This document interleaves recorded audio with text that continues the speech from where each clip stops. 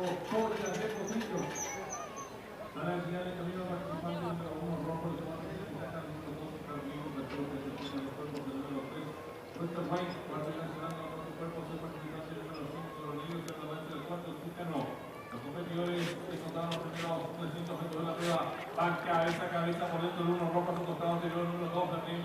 En la tercera ubicación se desempeña 3 cuerpos y medio, el número 3, Winter White. Cuarto y nacional, 4 cuerpos, el número 5, Rodríguez, se marcha el número 4, Tucano. Competidores van a dejar atrás la señal indicatoria de los 100 metros con el número 1 Rojo enseñando el camino. Corre con el peso de destaca sobre el 2 Jardín. En la tercera ubicación mejorando 2 cuerpos, lo viene haciendo el número 3 Winter Wayne. Cuarto viene sonando 2 cuerpos y medio de este número 5 Ronero. Sigue sobre la marcha el número 4 Tucano. Los competidores van a comenzar a enfrentar el codo.